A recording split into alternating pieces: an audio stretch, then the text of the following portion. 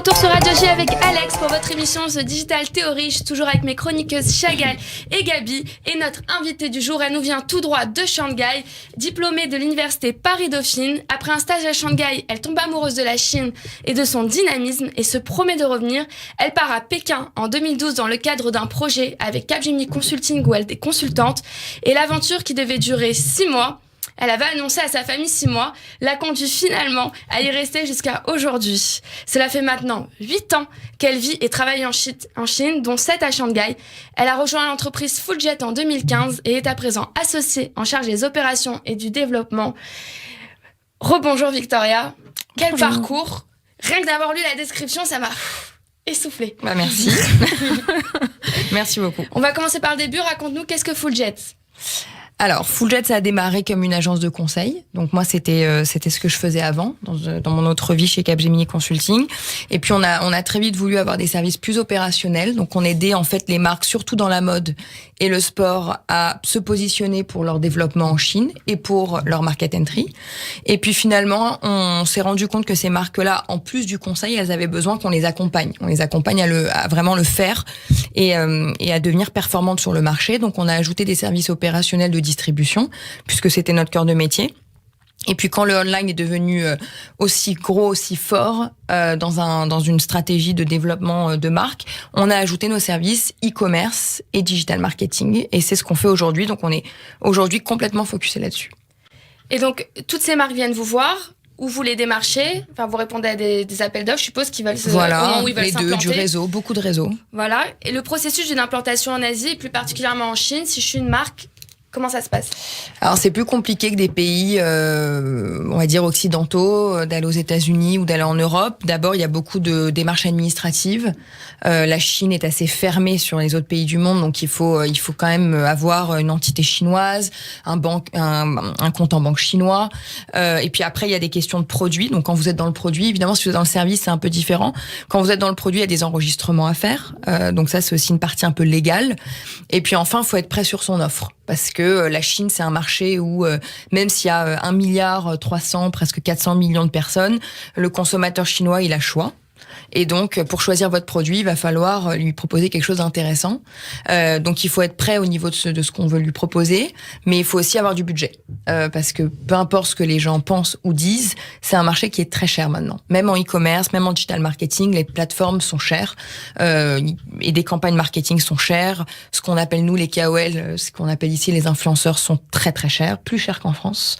On est vraiment sur des prix plutôt du marché américain.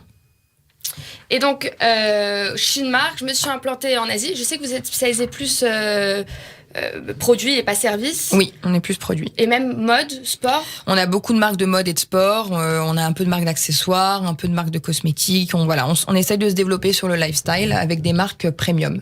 Et vous vous adressez donc aux consommateurs chinois pour des marques venues d'ailleurs. Voilà. Alors que souvent, on a produit en Chine pour s'adresser aux consommateurs occidentaux. Vous faites le schéma inverse d'il y a des années.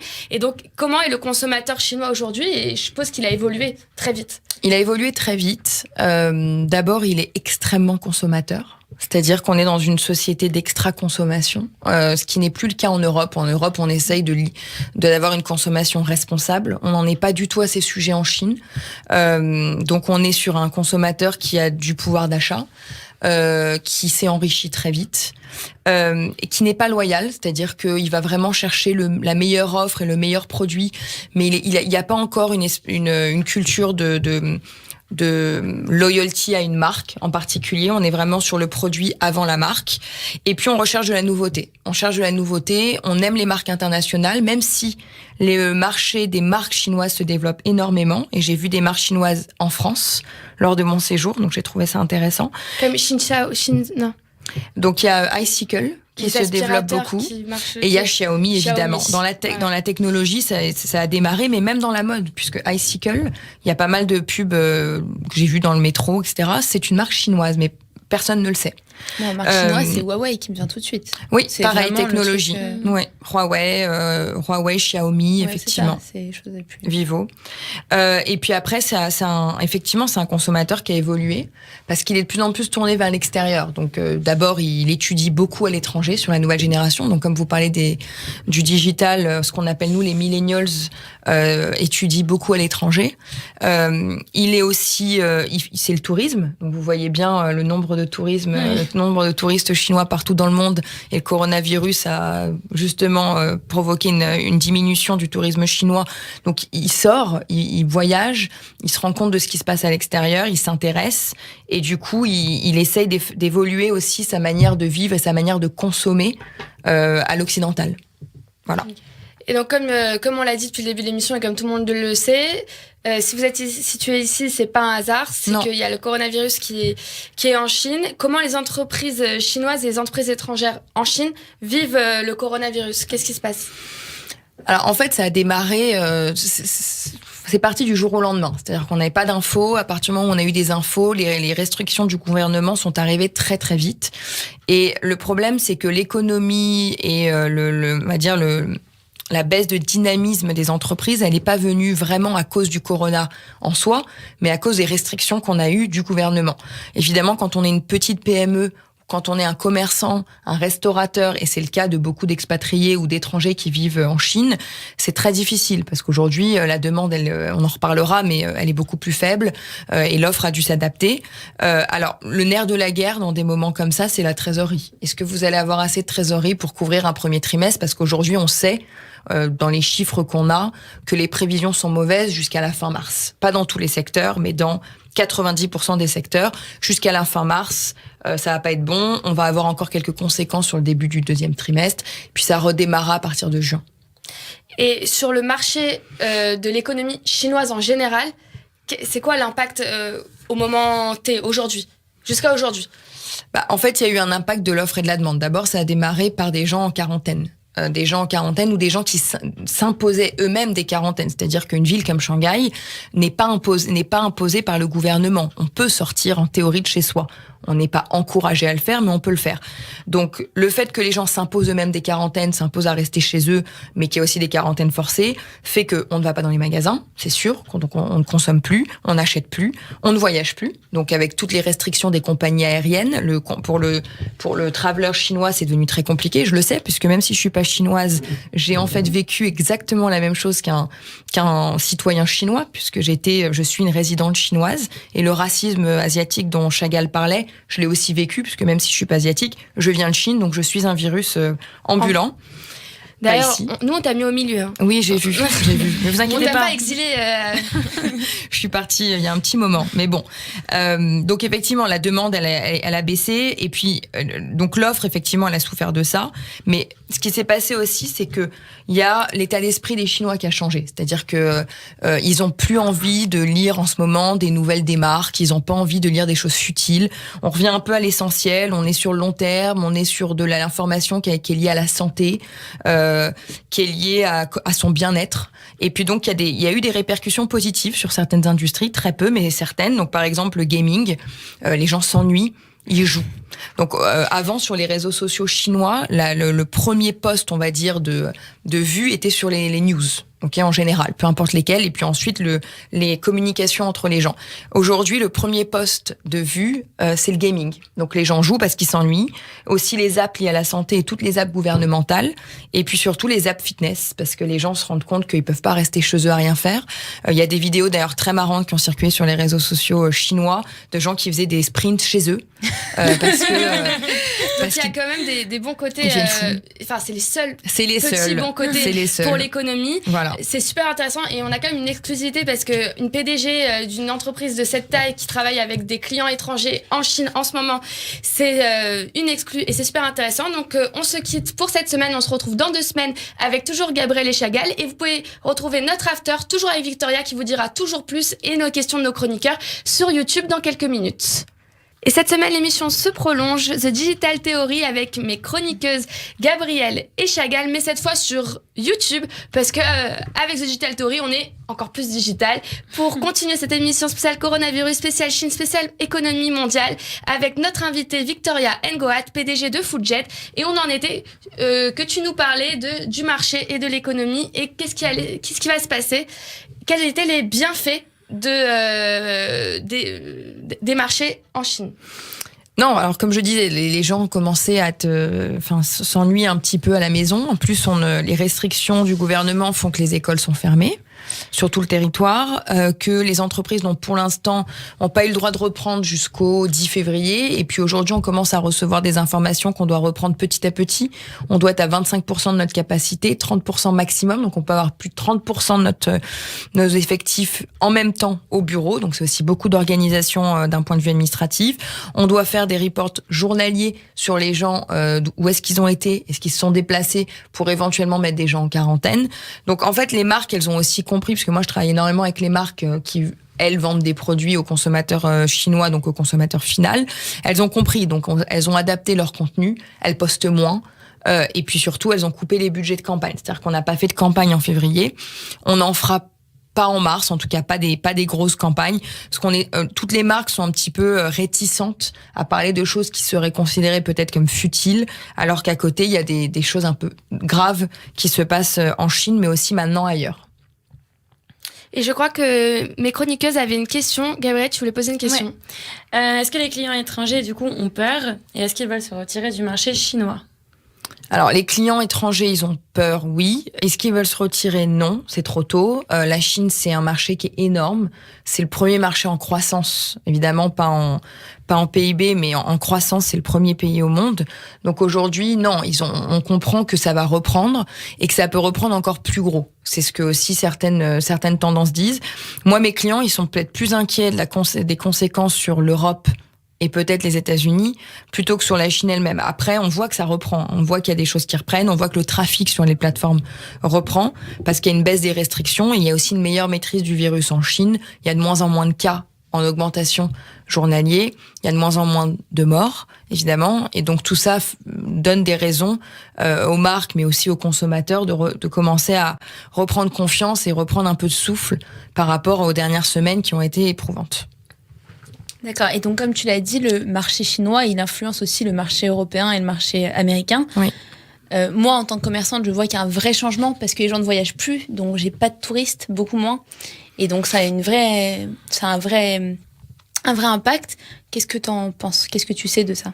De toutes les manières, sur les touristes chinois, c'est forcé parce que de toutes les manières, il y a je ne sais combien de pays qui ont fermé leurs frontières. Je l'ai vécu moi-même quand j'ai dû, à un moment donné, aller quelque part. D'accord ? Et évidemment, il y avait la France qui est mon pays, qui m'aurait toujours accueilli, mais c'était pas forcément la meilleure solution pour moi de rentrer en France.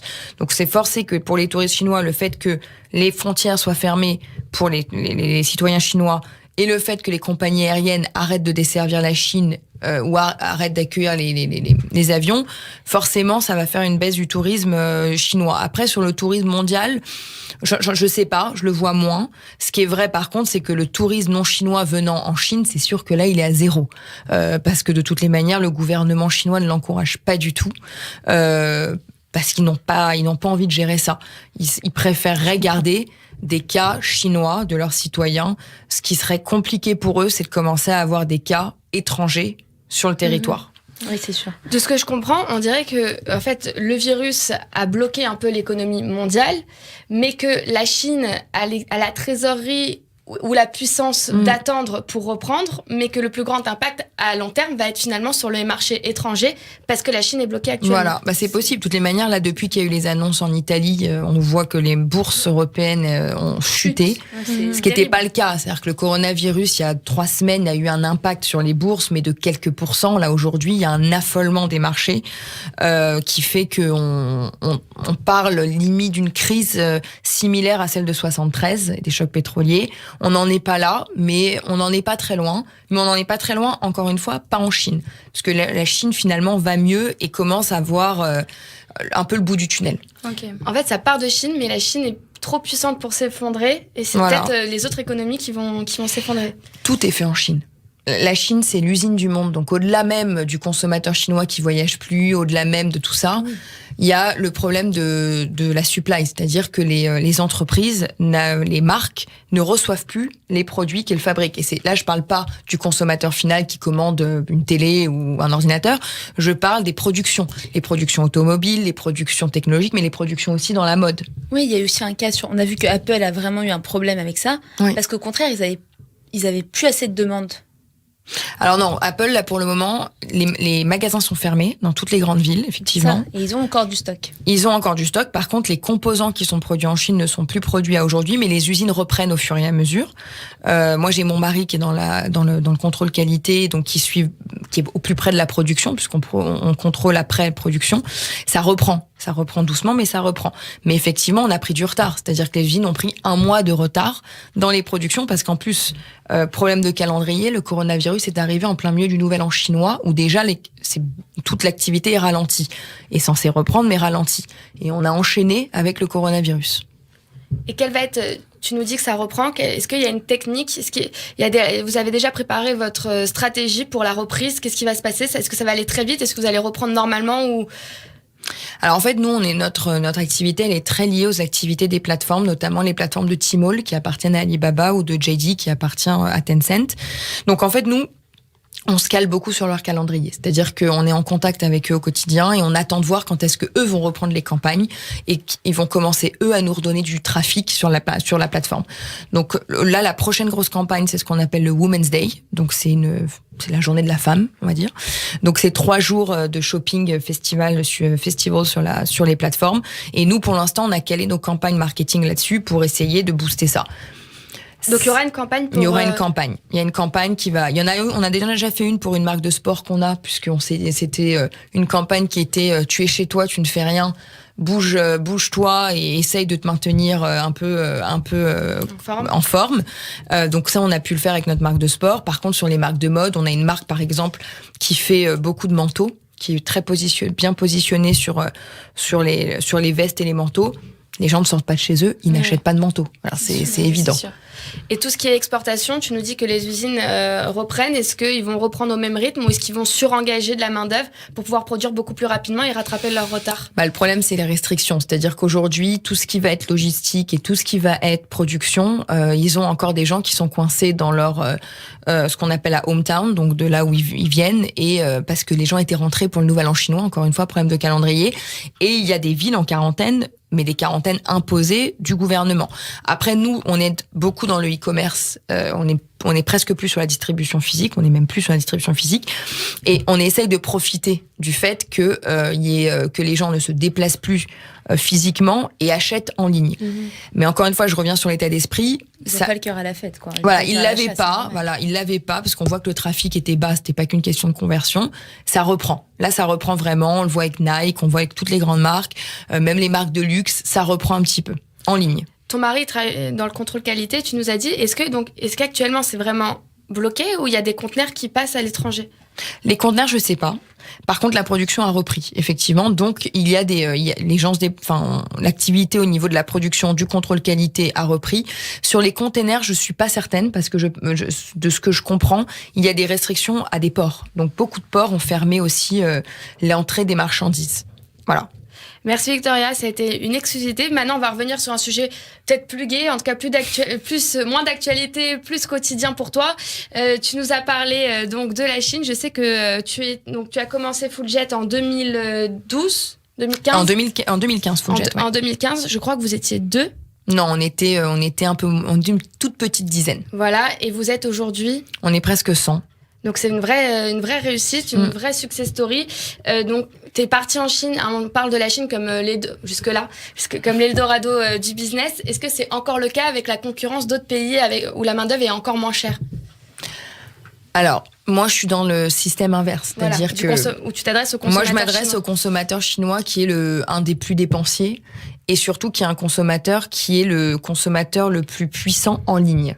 C'est-à-dire que c'est la pénétration e-commerce et en Chine est la première mondiale, plus grosse que les États-Unis. Les États-Unis sont numéro 2. Donc moi, je m'adresse à ce marché-là qui explose et qui ne montre aucun signe de faiblesse, sauf cas extrêmes comme le coronavirus. Mais par contre, sur la production, effectivement, il y a de la concurrence sur les prix, mais en qualité, la Chine reste le meilleur rapport qualité-prix. Okay. Oui, et puis même les marques premium et même d'entrée de luxe, je dévoilerai pas de nom, produisent beaucoup en Chine. Je le dis souvent à mes amis quand ils me disent « Ah, mais c'est chinois », je dis « Ah oui, mais en Chine, il y a plusieurs types d'usines. Hein. » Si vous saviez tout ce qu'on croit très cher qui est produit aussi en Chine, mais dans des usines à des un peu plus chères et de voilà, gamme, de très bonne qualité. Très bonne qualité. C'est même parfois un marché de production trop cher pour certaines marques, parce qu'aussi qui imposent des minimums à quantité qui sont trop importantes. Donc effectivement. Et puis au-delà de ça, les marques chinoises aujourd'hui sont de plus en plus puissantes, produisent ont une offre de plus en plus intéressante, avec des super designers, avec un super package marketing. Et voilà, et on verra ces marques arriver, j'en suis sûre. Je vous ai parlé d'Icicle. Il y a pas qu'elle, il y a tout le groupe IT qui est aussi à moitié hongkongais. Il y a plein de marques aujourd'hui qui sont très intéressantes en Chine, faites en Chine, designées en Chine, marketées en Chine, mais qui aujourd'hui leur problématique, c'est de s'exporter et de vendre ailleurs. Donc, tu nous parles de différentes marques. On t'a en exclusivité, donc on va continuer à abuser. Est-ce que tu peux nous parler de certaines des marques que tu représentes ? Oui. Alors moi, je travaille beaucoup de marques européennes et des marques américaines. Donc par exemple, je travaille avec Doc Martens, les boots anglaises qui viennent des UK. Donc ça, c'est une marque avec qui on travaille depuis très longtemps, avec qui ça se passe très bien. Et on a démarré avec eux sur toute leur stratégie. Donc on aura fait un projet de conseil. Et puis aujourd'hui, on est sur l'accompagnement de leurs opérations e-commerce. Donc on les aide à vendre sur Tmall et on les aide à faire toute leur communication digitale pour évidemment leur image de marque, mais aussi pour être sûr de rediriger du trafic sur leur magasin et de faire des ventes. Et aujourd'hui, Doc Martens, quand on a démarré, vous savez, sur les plateformes comme Tmall, on est sur certaines catégories. Donc, on est sur la catégorie de chaussures femmes, même si on vend de la chaussure homme. Et donc, il y a des positionnements. Donc, on a démarré, comme on a démarré à 0 vente, puisqu'on a ouvert un magasin. On a démarré à position 400.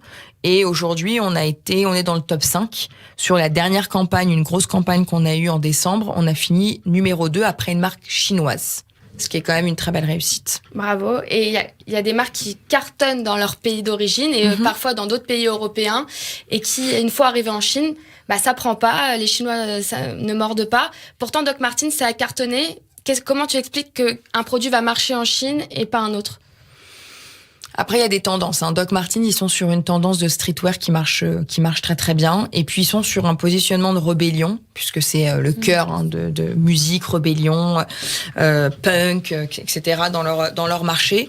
Et en Chine, la rébellion, elle ne passe que par la consommation et par la mode. Donc, c'est aussi un filon qui a bien fonctionné. Les groupes de rock, pas que, enfin, les groupes de pop, on va dire que les KOL ou les influenceurs, les fashionistas, elles ont beaucoup aimé aussi faire du mix and match de je m'habille en Chanel et je mets des Doc Martens. Après, tu me disais, effectivement, il y a des marques qui sont des marques leaders sur leur marché, dans différentes catégories, qui arrivent en Chine, qui ne fonctionnent pas et qui repartent.